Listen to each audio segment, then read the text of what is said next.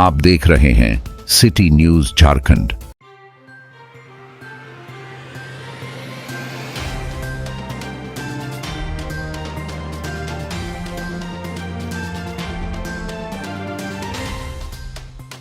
पलामू जिले के पाटन प्रखंड के नावा जयपुर थाना क्षेत्र के अति नक्सल क्षेत्र के चेतमा गांव में झारखंड सरकार के वित्त मंत्री राधा कृष्णा किशोर ने अधिकारियों के साथ गांव वालों के साथ जनसंवाद किया। आपको बताते चले कि चेतमा वही गांव है जहां कभी नक्सलियों का गढ़ हुआ करता था। आज क्षेत्र की विकास को लेकर मंत्री ने जनता के साथ संवाद किया और उनकी समस्याओं से अवगत भी हुए। मौके पर पलामू सांसद विष्णुदयाल राम, पलामू उपायुक्त शशि रंजन, पलामू एसपी रिस्मा रमेशन, नगर आयुक्त सबीर अहमद, एसडीओ रोशना मीना, जिला के एसडीएम पाटन प्रखंड विकास पदाधिकारी अमित कुमार झा, अंचलाधिकारी राकेश श्रीवास्तव समेत कई अधिकारी मौजूद रहे।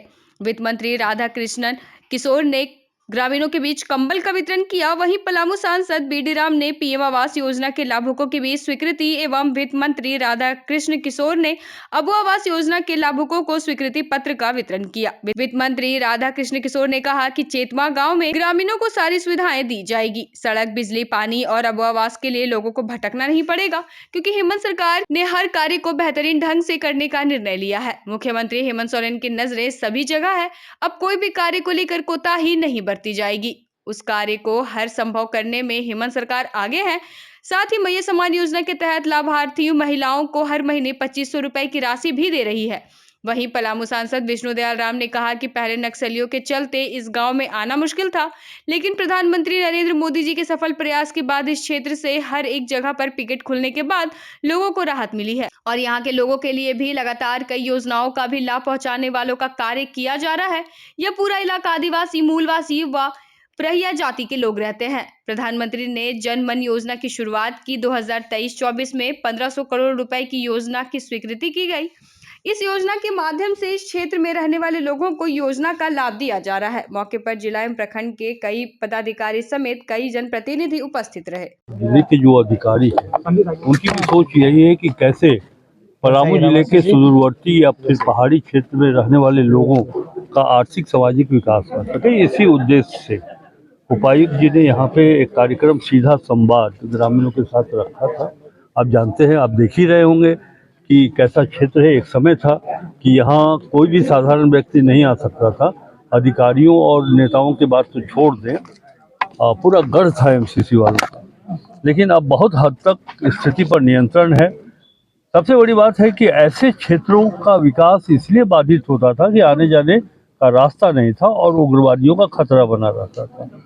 आज कम से कम इतना है, चूंकि ये जंगल विभाग की सड़क है, तो हम लोगों ने मिट्टी मोरम आने जाने के लिए, मैं तो बराबर आते रहता हूँ, हमने देखा है कि गर्मियों में जब शादी का समय होता है तो सरैडी से कस्बा खाल लोग रात में भी गाड़ियों से आते जाते हैं। यहाँ पर पुलिस पिकेट की स्थापना की गई है। इसका उद्देश्य यही है कि शांति बना रहे, लोग भयमुक्त होकर के काम करें, तो बहुत हद तक सफलता मिली है। अब ज़रूरत ये है कि चेतमा, बूढ़ी बुका, तिलैया ऐसे गांव में, फुलसी ऐसे गांव में हम बुनियादी ज़रूरत की चीज़ों को कैसे पहुंचा सकें। लोग पहुंचा भी रहे हैं। हमारे प्रशासनिक अधिकारी, चाहे वो जिला स्तर के हों या पुलिस महकमे के हों या फिर प्रखंड इकाई के जो हमारे पदाधिकारी हैं, सब लगन और मेहनत से काम कर रहे हैं। हेमंत सोरेन जी का स्पष्ट निर्देश भी प्राप्त है। अभी हम लोगों ने पूछा इस सभा में कि मैया सम्मान योजना की क्या स्थिति है। आप लोग इसके गवाह हो सकते हैं। कई सुदूरवर्ती गांव में कई महिलाओं ने हाथ उठा करके कहा कि वो इसके लाभान्वित हैं।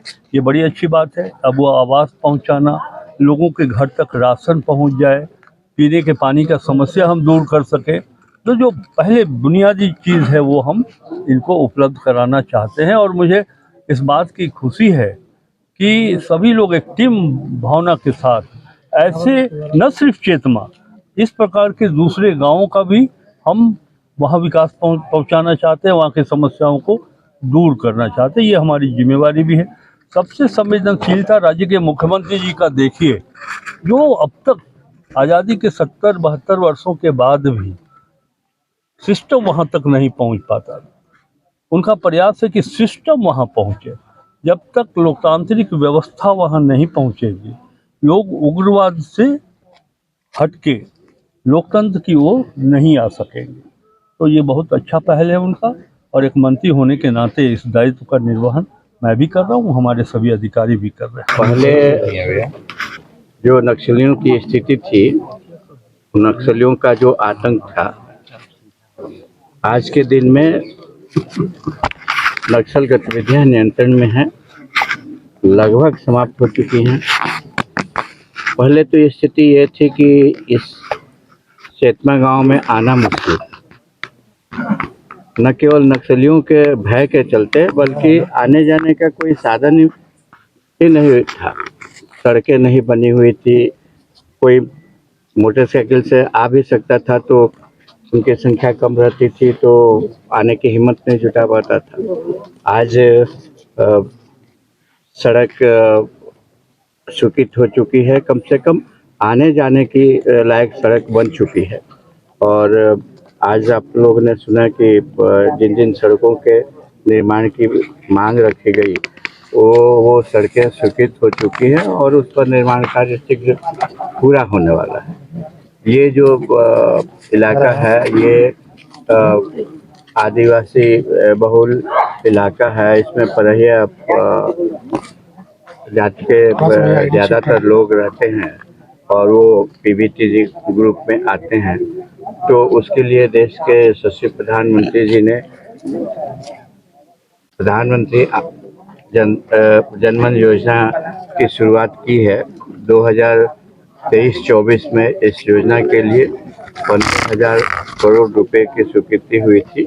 शुरुआती दौर में 100 जिलों को इसके लिए चुना गया था, 18 राज्यों को चुना गया था, फिर इसका विस्तार हुआ और आज के दिन में इस योजना के माध्यम से इन क्षेत्रों में इन लोगों के लिए जो बुनियादी सुविधाएं कम से कम हो सकती हैं, शिक्षा, स्वास्थ्य, सड़क, पोषण इत्यादि की सुविधाएं इस योजना के माध्यम से उपलब्ध कराई जा रही हैं।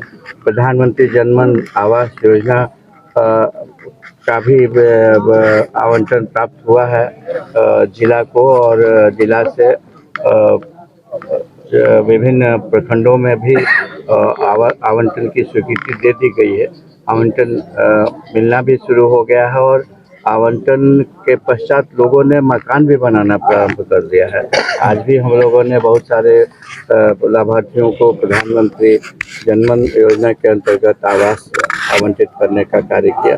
तो आप देखेंगे कि हर तरह से ऐसे सुदूर क्षेत्रों के रहने वाले लोगों को बुनियादी सुविधाएं प्राप्त हो, उनकी उन्नति हो, वो तरक्की के रास्ते पर आए ताकि राज्य की तरक्की हो सके और राज्य की तरक्की से देश की तरक्की हो सके।